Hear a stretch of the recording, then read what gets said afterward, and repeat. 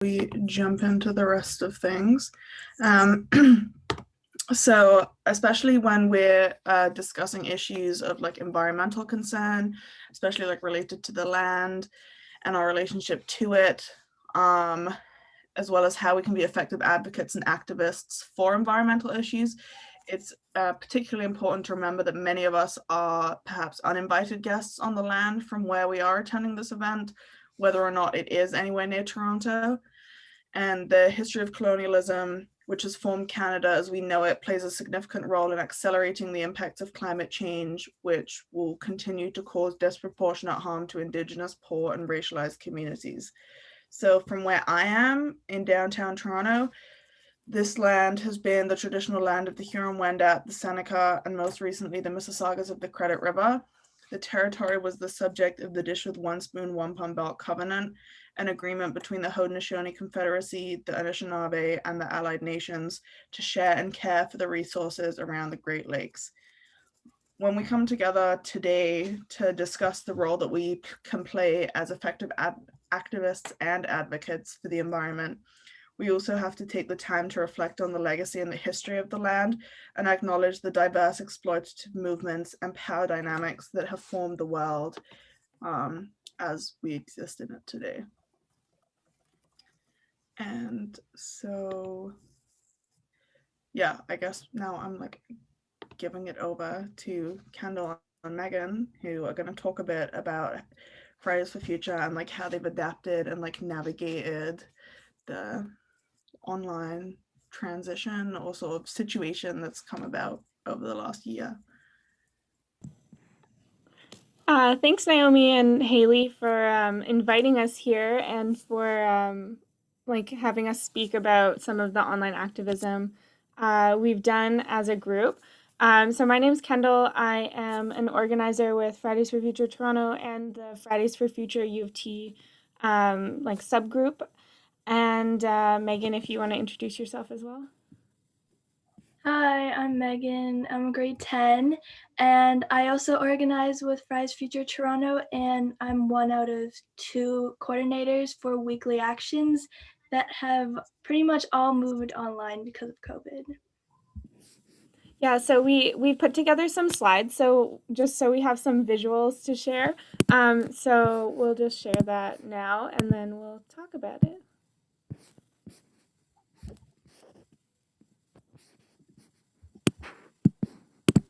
Okay, Megan, you can take us away. Okay, so we all know why we're here. We're here to talk about online activism. So first I'm gonna introduce what Fridays Future Toronto is.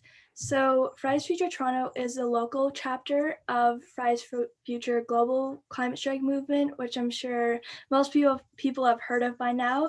We're a youth-led grassroots organization with the primary mission of mobilizing to demand climate justice through the organization of school rallies, strikes, and marches.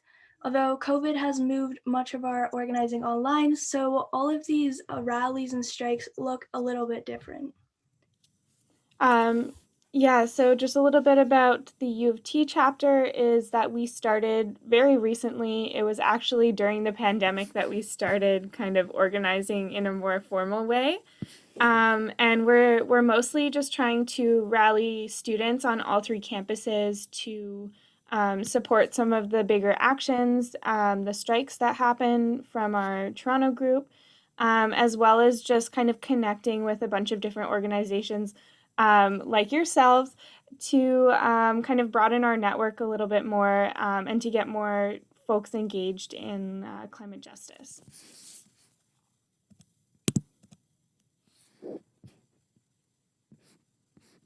Much of our so this is just kind of what we do. So we're focused on the climate crisis and we're focused on mobilizing youth. So mobilizing all types of youth. So Megan's from high school all the way up until university. So we're really trying to broaden our impact.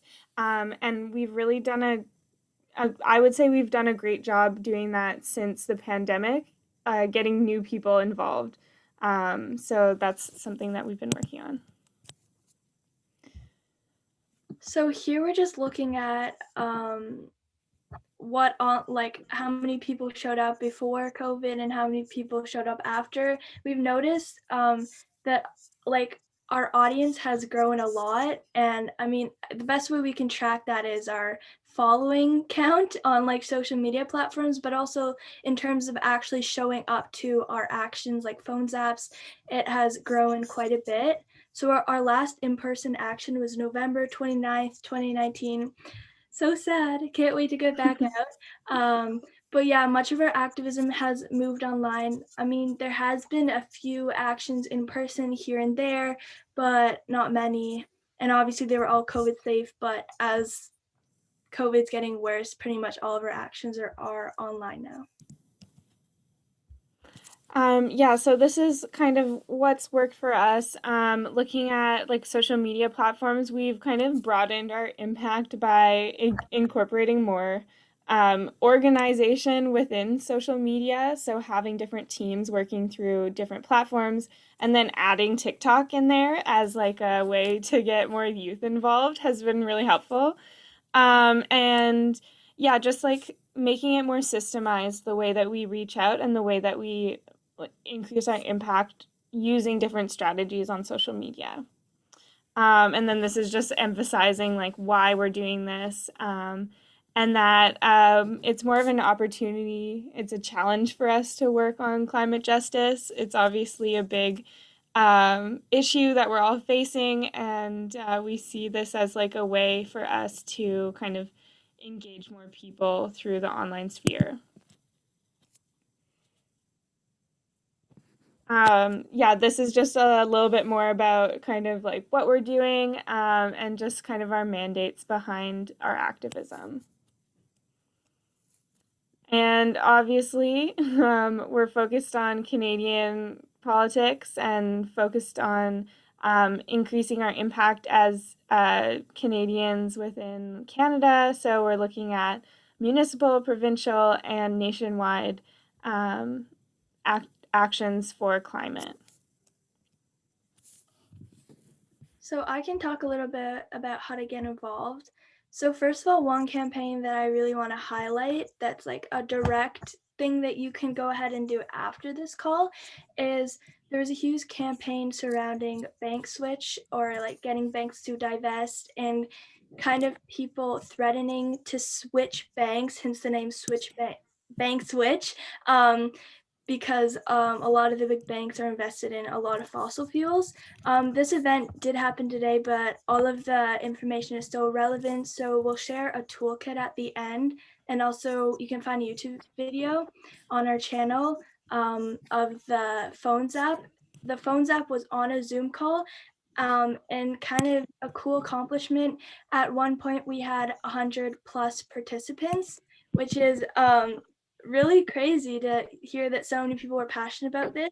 And it was a national movement, so across Canada, and hopefully we will continue this for a few months because the banks haven't switched yet. But anyways, in terms of other actions to get involved in, I help coordinate weekly actions. So previously, when there wasn't a pandemic, obviously there was weekly Friday strikes, school strikes, but we've kind of moved all of our actions online, and we talk about various topics, whether that's having a panel or hosting a phone zap or making a YouTube video. So the best way to get involved is really just to follow our social media, because we post about all of these ways you can get involved in cool events happening. And we have a lot of speakers that come and volunteer their time to talk about important causes. A lot of our like advertisement for these actions happen on Instagram. So yeah, that's it. Yeah, maybe I just wanted to elaborate that the bank switch campaign is it's trying to get people to move their money from banks that invest heavily in fossil fuel infrastructure and different kind of polluting industries, and to move to like a more like climate friendly bank, or to even kind of just say that you're going to do it just to make the bank kind of be a little bit nervous that a lot of people are going to take their money out and move it to somewhere better, to kind of pressure them to be better stewards of the environment without just saying climate things to our face and then investing elsewhere. Yeah. So that's all we wanted to share today. And thanks for listening to us. I'm looking forward to the discussion. Yeah, so thank you both. Naomi and I have a few questions, but I'll open it up to everyone who's here first. So if you have any questions about what Kendall and Megan talked about right now, feel free to just speak up, put your hand up, something in the chat. But yeah. Yeah, Grace. Thanks so much for the presentation, Kendall and Megan, and for the work that you guys do. Well, first of all, I was drawn to the fact that you guys have a TikTok. I feel like that is super cutting edge. We really age really quickly in this technological society. But I was curious because you guys are on so many social media platforms. Do you like go in, and I feel like sometimes every platform sort of caters to a certain type of content a bit better and things like that. So usually when you, let's say, post something, do you post it in the same format for sort of each platform, or are you guys very strategic as to the type of content you want and its form depending on the platform? Yeah, that's a really great question. So the Fridays for Future Toronto group has some really great social media coordinators, and they are kind of the brains of the operation. And I guess most of our posts do go cross-platform. So if we have a really good infographic on Instagram, it will also get posted to Facebook and to Twitter. But we tend to get most engagement of like graphics like that on Instagram. And then obviously Twitter, we have some people who are organizers on Twitter who are just like looking for things to respond to. So things that politicians say that you want to respond like a funny witty joke about climate. So that's kind of more of a Twitter kind of approach, I guess, is to be really active in responding to like current tweets that prominent figures are posting that wouldn't be on Instagram. And then posting like more in-depth kind of research articles or news articles might be for Facebook.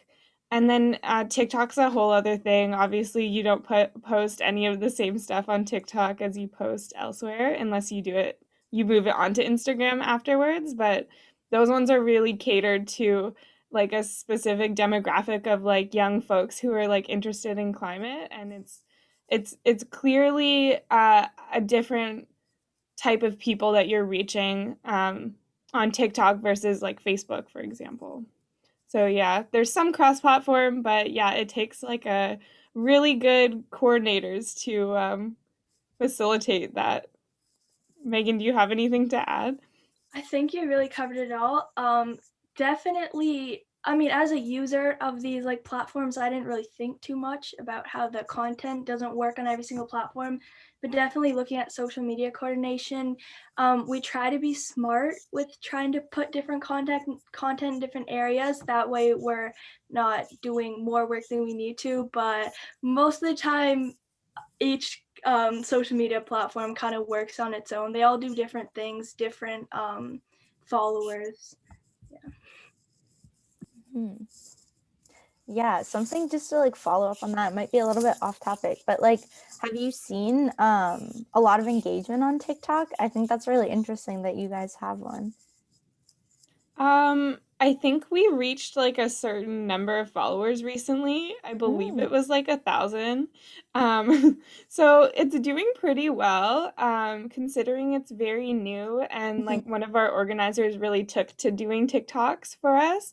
So, yeah, it's kind of like you need people who really are down to make that specific type of content to actually make it take off because they'll have like the best ideas and be up on all the kind of new stuff that's coming through TikTok and different trends that they could kind of make climate-y, I guess. Yeah. And so I guess sort of off that, just wondering like how online activism at Fridays for Future has evolved, because I know you guys sort of had like social media platforms and stuff before COVID, and now that everything's sort of transitioned online, how has that evolved?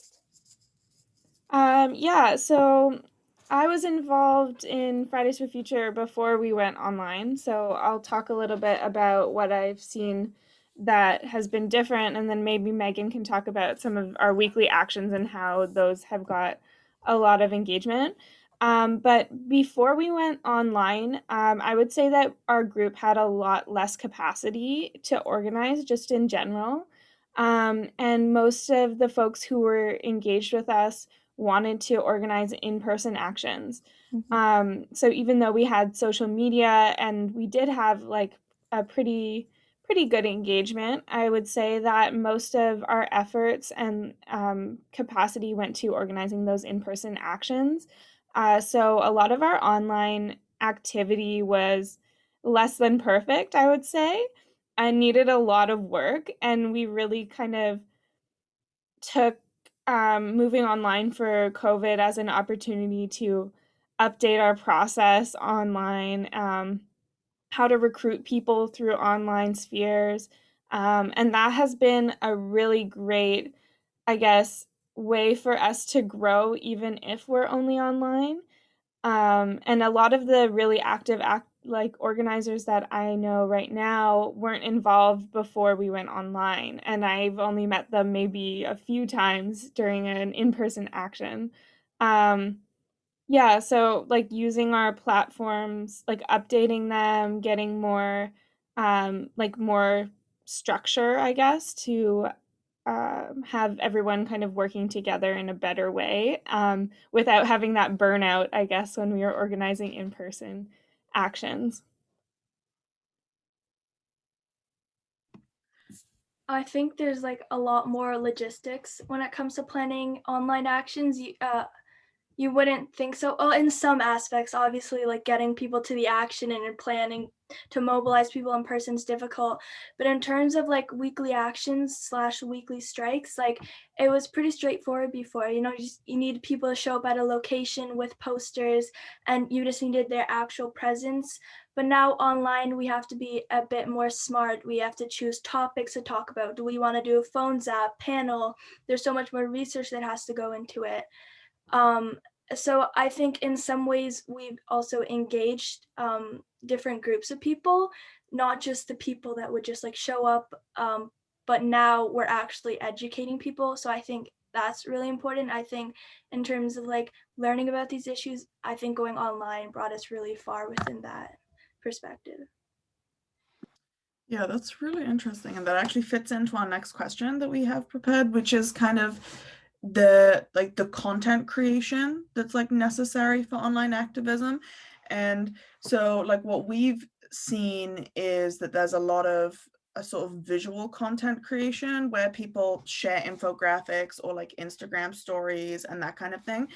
And if you're talking about like education and like outreach and capacity building, like how do you manage to like figure that out online, and how do you manage to expand your reach and those kinds of things using online networks that perhaps are different than in-person ones? And like also on another kind of way of looking at it is that enough? Like is an individual, if they're attempting to use the online sphere to be an effective like activist, is that enough, or do they also need to be like in depth engaging with like the events and the other things that you guys are offering? Yeah, so first I think that I see these kind of infographics as like a way for people to maybe become aware on an issue that they wouldn't otherwise know of, but that is kind of a gateway into being more involved in, I guess, something more substantial, like an action that has some sort of follow up. That's not just here, absorb this information. It's more, here's this information. Now we have a follow-up action to ask of you. And this is something that you can have an impact in creating something better. Yeah, so I don't really think, like, I know a lot of performative activism is out there, and a lot of people do just kind of repost or share things that are, I guess, woke. But I mean, it's a good kind of entry for people who don't really know how to get involved otherwise. And I think that having those approachable kind of entry points are a good way to get those people to engage in like organizing more substantially. Megan, do you want to chime in? Do you have anything? Sure. I guess it's difficult to track impact online, obviously, because we don't know, like, that person that shared the graphic, we don't know if it's like performative activism or they're actually sharing the information and then they're going and doing something about that. And the same people that are reading the graphics that were like posted on someone else's story. So I think it's difficult to track the kind of impact that it's making, but I guess as an activist, I just hope that people do something with that information. I guess it depends on like how interested you are in the topic. I agree that it's a good like entry point, and I think kind of the education portion was lacking before when it came to like just showing up to protest. Now is kind of telling people things, and then hopefully that will motivate them to show up to action online, and hopefully when we can go in person later. I think it woke a lot of people up in 2020, just the amount of like information that was going around. So I hope that's kind of setting something down for like the future months. I don't want to say years because we need to work quicker than that.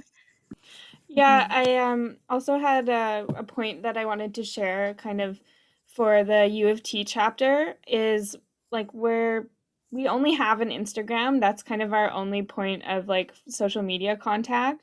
But we kind of decided to not really expand our social media at this moment, just out of capacity because we do a lot of background work on creating those links between student groups. And that's mostly done through like email and Zoom calls, which is maybe less, or it's more commitment and less like appealing, I guess, to the general public. But I guess all of that background information that is being shared behind the scenes that you don't see on social media is kind of what guides the actions and what guides that kind of forward facing activism that everyone sees through online or in person. Yeah, I definitely think it's important to sort of have these like entry points for people, especially those like not really familiar with it. And especially just online, even if you've been an activist for a while, it might be a bit difficult knowing where you fit in this online space. So I think that can definitely be helpful. And yeah, I guess like you said, like everyone sees these pretty posts and stuff on social media, but there's a lot of stuff that goes on behind it. But yeah, so moving on from that, do you guys think that online activism has like broadened the outreach of your group or reduced accessibility in any way? Yeah, and like how do you think that sort of impacts a lot of your actions?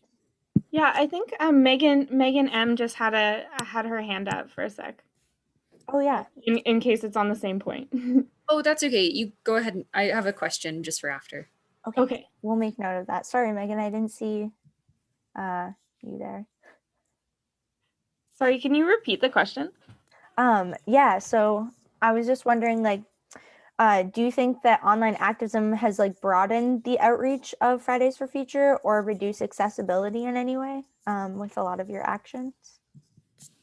Yeah, so I guess like online versus in-person actions, there's different accessibility needs. And there's definitely a trade-off in accessibility. that has to be acknowledged, because in-person actions are really physical. Like, we require people to like occupy space in like the road or in an intersection. And sometimes we do it in the winter, and it's obviously not really easy for people who live very far away. But that being said, online activism is not always accessible either if people don't have access to internet or to like high speed internet to join calls and stuff. So, I mean, I think that the trade-off is pretty equal in terms of online versus in-person actions. But it's definitely like having those conversations is really important to see how we can better our actions to accommodate people. And yeah, we're constantly having those discussions behind the scenes, like what can we do to make it more accessible? How can we get more people to feel comfortable coming and sharing their thoughts? Yeah, I wonder, Megan, if you can talk about like how we broadened our reach a little bit. Yeah, everything you said was perfect. I think it really covered it, but we do have, like, as a group, we do talk a lot about like accessibility. It's a main focus, like even like in person and online, and definitely online was a bit of a new atmosphere for us. Like, we had to learn ways to make online more accessible because we weren't used to it before. But in terms of like outreach and how many people we've reached, I know when I joined, it was like early pandemic, and since then our group has like multiplied. Like, in terms of our actual organizers, it's really fun to see on our core meetings weekly, like the Zoom call getting bigger and bigger.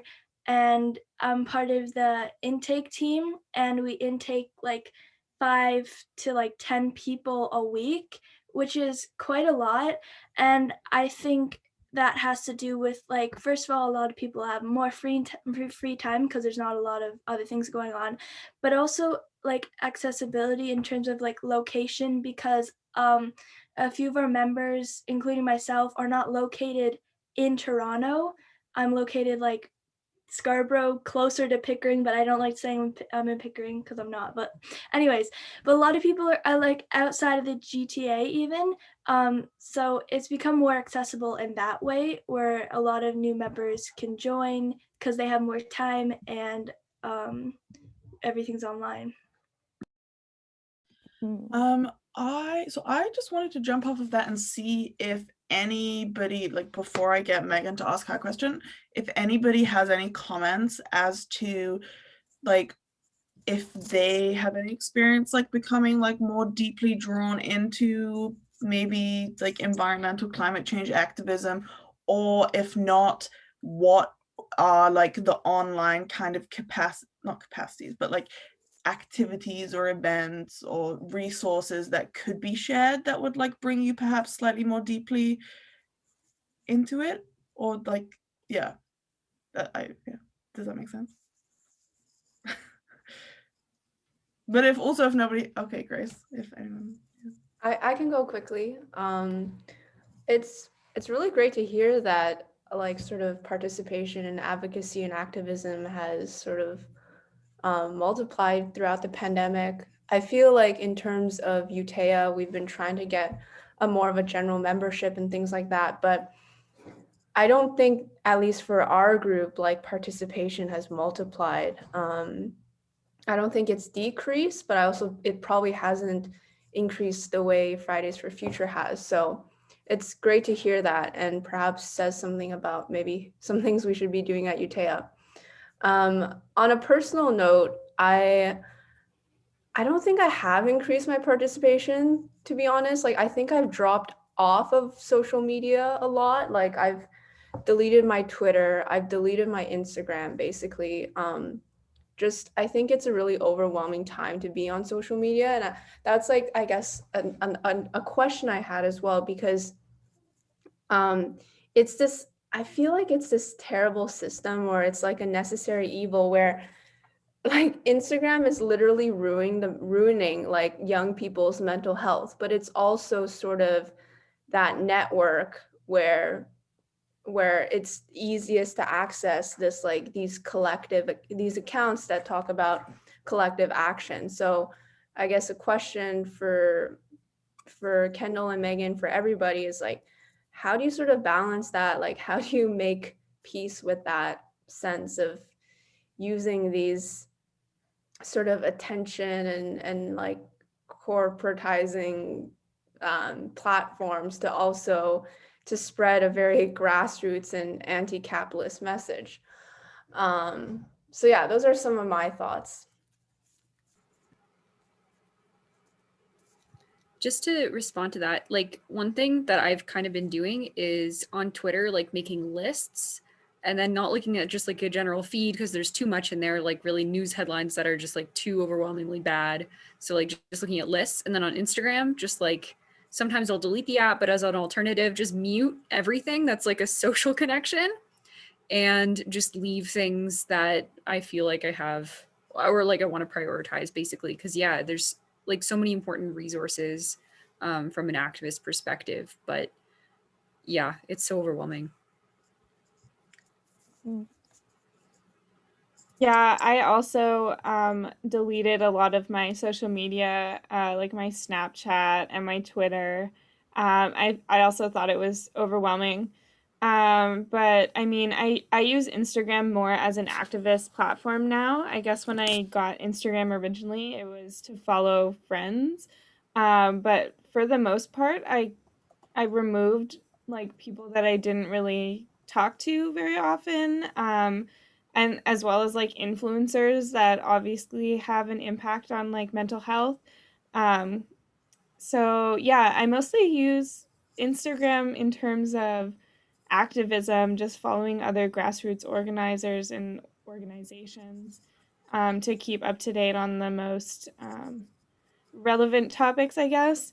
But yeah, it is. I find it overwhelming. Maybe for another reason is because I get all these negative headlines now, and I find it hard to kind of start my day scrolling through like negative environmental headlines or like social justice, like infringements on social justice, and like other kind of horrible things that are happening in the world. Um, yeah, so like knowing when I've read enough or like it's hard. Yeah.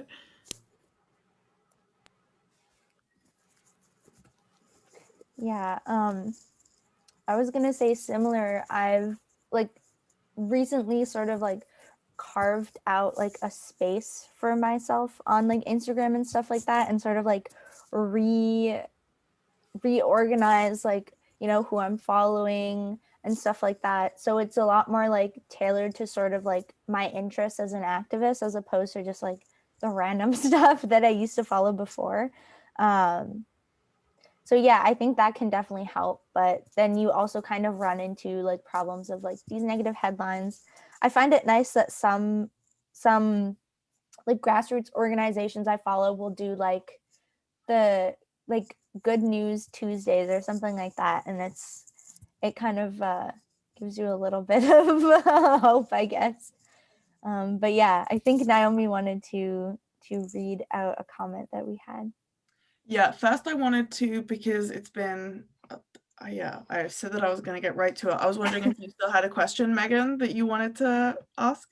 So one thing I really wanted to ask about and see what everybody's thoughts are is the crowding out of issues and the challenge that poses to political activism. Because whether it's climate or pretty much any other political issue that you're trying to advocate for nowadays, there's such a crowding of not only people's minds and what they have attention to devote to, what they see on social media and engage with, but also just like politicians who aren't really that interested in addressing other issues that aren't COVID or like vaccine rollout. So how, if anyone has ideas, like how are we strategizing around that to regain people's attention? And are there different mediums or strategies or platforms that are effective at, you know, getting the public's attention and people in power's attention as well? So just to clarify, you're talking about how do we get people's minds back onto this while everyone's worried about things that like seem to be larger issues at the moment. Yeah. How do we reprioritize these issues that are like very high priority but aren't being perceived as such? Yeah.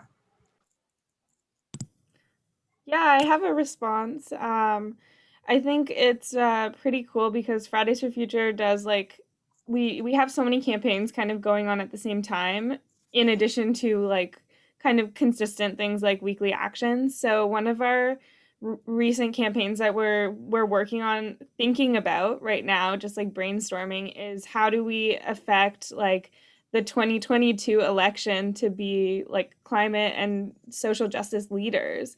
Like, how do we make sure that we support candidates that have similar kind of outlooks to what we want?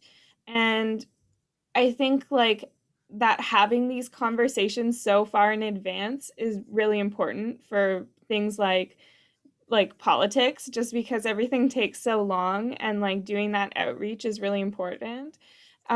So right now we're just kind of thinking of like vetting different candidates that are going for election in 2022. We're looking at like creating a list of characteristics that will support and things that those candidates need to have in their platforms, as well as like creating a network with other groups that might be climate or social justice related, and kind of bringing it together. So I think like I had a conversation with my MP recently, and she was talking about the fact that COVID's kind of laid bare a lot of social injustice that existed before, and that maybe we haven't really paid attention to.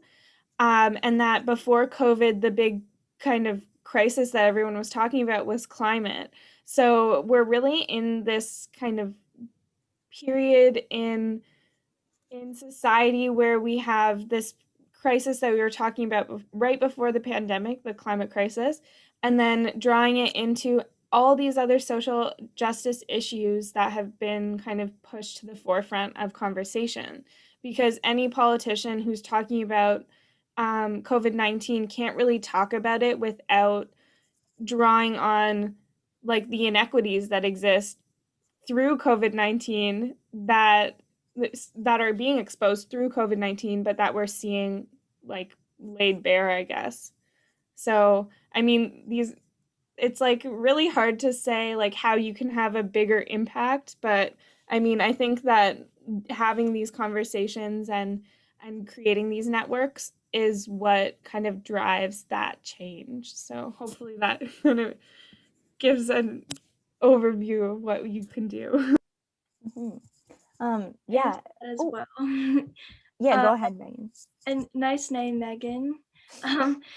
I think is not about like, I guess, bringing climate change back onto like the priority list, but kind of looking at the intersectionality between this pandemic and the social justice issues, because they're definitely not the same thing. They're two different crises, but or is it crises? I don't know. But they're two different crises, but they can be solved or looked at in a similar way, just putting the people first, not putting profit first. And obviously the climate crisis has worsened the pandemic, so I don't think it's really looking at like what's more like at the top of the priority list, but like how can we like solve these together. And I think like when we're fighting for social justice issues, we're also fighting for like, my brain isn't working, but I'm so tired. I just want to add something. So Megan, not Megan, there's so many Megans. Maria just put a message in the chat saying that arguably they're both crises of capitalism. And this is essentially my thoughts on this are actually just like a less optimistic version of what Kendall was saying, which is kind of I feel like in the first rush of the pandemic, like back in March at the beginning of the summer, we saw a lot of focus on like the green recovery and like climate justice, and the fact that COVID is like laying bare all of these inequities and like terrible situations that like we're in. and that we don't actually want to go back to a state of normal, because the state of normal was pretty terrible. But the way that I see it is that as sort of as time has gone on and people are getting bored, like ever more so, of the pandemic, and it's just like such a drag. My very unoptimistic view is that I feel like almost when the pandemic first hit, it spiked interest and has since declined, and nobody wants to hear about the pandemic anymore. But I also feel like people are getting like a lot more lethargic about anything. So I feel like the sort of the like critical moment now is to like jump on the fact that, I don't know, that people aren't interested in COVID anymore, and like refocus back on what we were looking at 6 months ago. But that's just my very pessimistic interpretation of the situation. But it's also just because everyone's a bit fed up and there's all kinds of stuff going on. But Yeah, maybe it's more of a looking at a moving beyond COVID. Like, what do we see after, and what do we need for that vision to be achieved? Grace, you want to comment something? Yeah, I mean, admittedly, I've been feeling very pessimistic about things overall. Like, I think we live in an age of decay. Like, the apocalypse is coming soon. Like, everything is decaying. Like, nothing is quite right. You know, everything that is kind of wholesome in the world is just that it's an image. But anyways, enough of this postmodernist talk. I do think that, I don't know, I feel like I'm kind of hovering between like Naomi and Kendall, in the sense that I think it's like a really insular time right now, and that it's really easy to reflect our own like personal mood or feelings, which obviously can fluctuate like very quickly now, into how we perceive the world. Because I do think like most things are turning, as in, you know, our clubs are still doing what we're kind of supposed to do. Like, we're still going to school. I don't know, like NGOs are still working. I'm guessing, again, like I could be completely wrong. People could be bankrupt, things like that. But I do feel like the world is still spinning in that sense. And for me, I feel like it's important to preserve energy right now, in the sense that if you burn out now, it could be really hard to climb back up, both as a person and as an organization. And I also think it's just hard, like being young right now, because, you know, when I speak with my parents, my dad has a much more optimistic viewpoint, in the sense that, I mean, yeah, he just thinks that humans are much more adaptable, and like eventually we'll go back to like the vaccine and things like that. So I don't know. I think it's I'll just stop speaking. But that's actually a good point. And this is sort of like, Kendall, what you were saying is like, maybe the move right now isn't actually public outreach or even public facing campaigns, because it's almost like, I almost feel bad like trying to like get people's attention on an issue, because it's just like, I know how tired you are, because I'm that tired too. I know how burnt out you are. I am also that burnt out.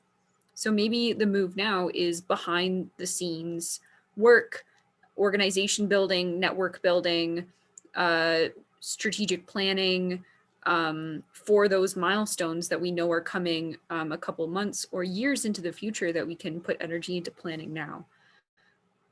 And I think that might be what the best path is sometimes. Yeah, I don't know. It's really hard to know, right? Like, you can feel like something is like the right path, but you don't really know like what the outcome of that will be until you know, you kind of go through with it and stuff. Kendall, I don't know if you're gonna. Yeah, I was kind of thinking too, because at the start of the pandemic, a lot of the online activisms was discussion, or like listening to a panel of speakers. And at a certain point, I kind of tuned out, like withdrawed myself because I was like, there's a lot of talks that I would love to go to and hear, but it's just way too many Zoom calls for me to attend. And I'm just kind of zoomed out at this point. And I mean, I think there is a difference in like listening to a presentation and like being involved in kind of an action discussion. And that is kind of, yeah, one of my organizers said to me, like we know a lot about these issues now, so why are we just listening to more people talk about them? Like, how are we doing something about it? Like, what are we doing? What's our action point? So, yeah, I see like these background kind of campaigns as like ways to actually have kind of positive impact that you might not see initially, and like a lot of like a lot of effort will go into it, but eventually there'll be some positive payout, I guess. I guess like everyone, like we talk about burnout a lot as activists, and I think the only thing that stops me from burnout is like just having hope, because like you spend so much time doing all this research and you make a graphic or you plan this whole phones app, and like even if people show up, you don't know the impact that's gonna make. It's not like the politicians are ever acknowledging what we're doing or ever listening to us, right?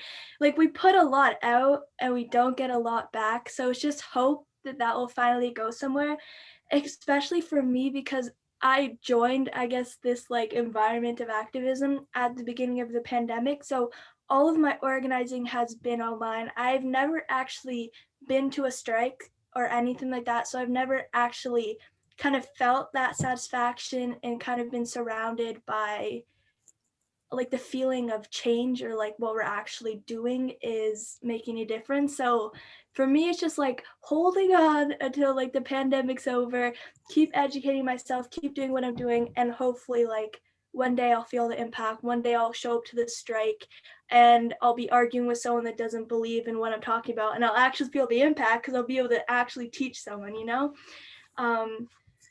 So yeah.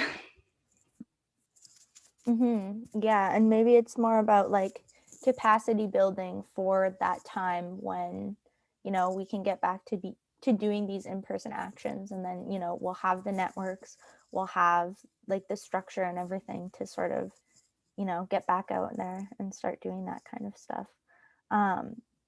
So we're we're gonna end on another question, but it looks like we're close to time.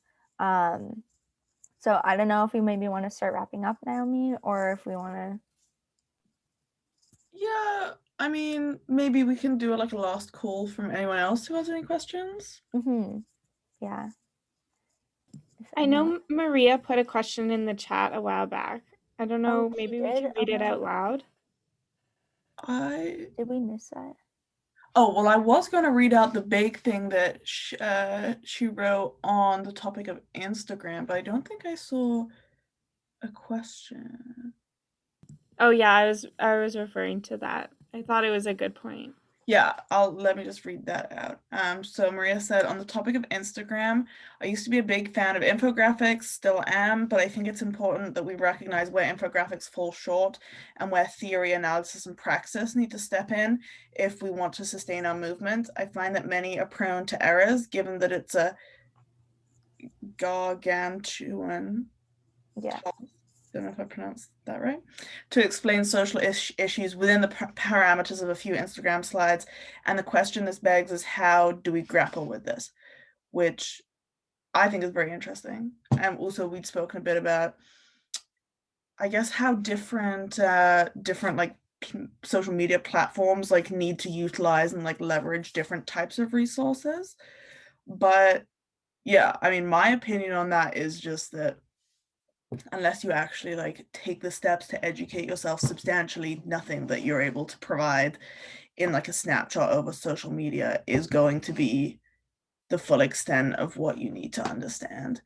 And I don't know, I think it's one of the like I'm as someone who hasn't done a lot of like actual social media stuff, so maybe somebody else could speak to this better, but I think that it's like one of those like you do what you can with the tools that you have available, kind of a thing. And I'm not even necessarily convinced that you can gain more from that kind of a side of things in person, because if you're still not like communicating with people, or people are reading like backgrounds on anything, you're still just looking at a poster, and you're still kind of in these like very potentially superficial conversations. So I think, in my opinion, in conclusion, is that it just depends on like the depth with which you engage with something. And if that's in person in conversation, if that's online in conversation, or through resources, I think a lot of the time it is simply up to the individual to identify how much they want to engage with something. But yeah. Grace, I don't know if you want to comment. Yeah, I mean, I think, of course, at the end, it will be the individual's choice, but I agree a lot with Maria's point. I like, and then also going back maybe to, yeah, I think one of the only ways that I kind of respect in like an Instagram like carousel, if it's sort of perhaps summarizing a more complex report or something like that. I like, and on the topic that we've been talking about, in the sense of like when Megan was talking about how just, there's a lot of information, there's a lot of crowding right now.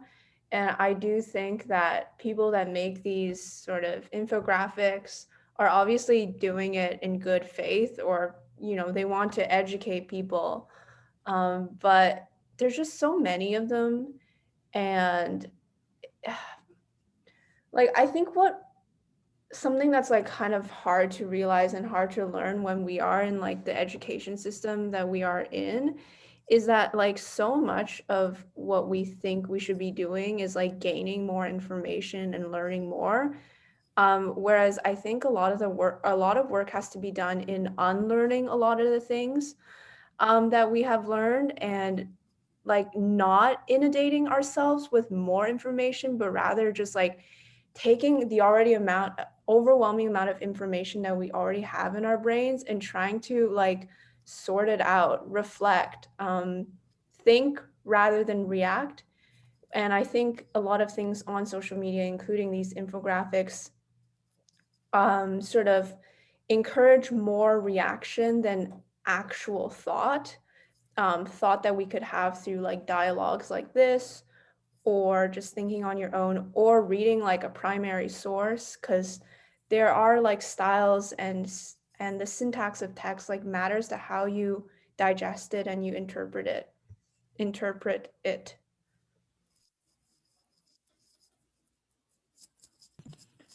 I was just gonna echo Maria's point about the sharing resources. Like I've seen a lot of great posts that share different types of resources, and I mean I've actually utilized some of those lists to go like more in depth into some of the understanding of different issues. Um, so I mean, as long as there's kind of a balance, I feel like if you get too many lists, then you might not look at them later. So, um, but yeah. And then also another point that I just wanted to say was that just making sure that there's source material is listed in your infographics so that you know that the information is from trusted resources, because I guess anyone can make infographics and you can believe it or not believe it. But I mean, yeah, having that source information gives you more confidence in the information that's being shared there. Like the reality is though, most people would not pick up an article and read that. Like I know we would, because we're always trying to better ourselves and learn more. But I guess the people that we're reaching with these infographics are just like the youth that are just on social media. So that's why they're important. But there's definitely information overload. Like before I kind of considered myself an activist and started following all these accounts with all this information, I would just like scroll through social media, look at all the celebrities. Now social media is like I set an hour aside to sit down and literally do research on social media because like there's just so much information. Like it's not like a casual scroll through anymore. It's not like looking at these cool infographics. Really, like there's so much information. Like I can't start my day like that casually. So I mean, that's one thing to think about. Like we also need to give ourselves a break. Like not only social media sometimes toxic, but especially with all this information overload, like I can't just get out of like a long like 2-hour class and then go and do all this like research on Instagram in a way.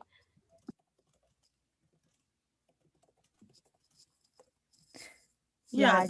Oh, sorry, Naomi, go ahead. No, I was just going to say, does anyone have any more comments? Otherwise, we'll start to wrap up. No, I think we're good. Do you have any other comments that you want to make, Haley? No, I'm good. Sorry. But yeah, thank you guys for coming. This has been Megan. Sorry, really quick question. Fridays for Future, this is probably a really dumb question, but like, is it just for like youth? And if so, like, what is the rest of the landscape right now for actually getting involved in an organization that would probably be more productive than trying to like make any difference like on my own as an individual? Yeah, so Fridays for Future Toronto is youth, and we categorize youth as like 30 and under, but we have a bunch of university groups. The most active one is the U of T group. The other ones are not very active. Yeah, so like I'm pretty old for Fridays for Future. I'm like 25. So yeah, so it's pretty open, especially with the university group. But a lot of the university folks do kind of cross into the Fridays for Future Toronto kind of proper group, because that group has more like large scale campaigns like the election campaign, the bake switch campaign, and things that are more broad. But yeah, we get a lot of like cool opportunities just having the name Fridays for Future, because everyone recognizes it. There's a lot of like bigger groups that reach out to us, and we can do like a lot of things that maybe other groups can't do. So it's pretty exciting. Yeah, if that answers the question. Yeah, I I'm think 26, so I was wondering if it's like allowed. Okay. Yes. Okay, so I just wanted to wrap up by saying thank you so much to Kendall and Megan for coming and sharing your experiences with using like the online sphere for activism over the last year. It's literally been a year, which is ridiculous. I keep on being like, yeah, it was like 4 months ago, like lockdown started, you know. Nope, it's like coming up on a year since U of T shut down. But anyways, but yeah, thank you so much for coming and sharing your opinions and experiences with us, and thank you everyone else for coming and for your great contributions and questions. And yeah, it's been really fun as always. So watch out for our next event, and I hope you guys have a lovely weekend. One last thing, I don't know if Kendall, you or Megan want to share the toolkit in the chat here, and we can also share it like on the Facebook under the events page after too. But yeah, feel free to share it here if you want before everyone leaves and maybe forgets about it. But yeah, also I will stop. Megan, do you have the link? Yes.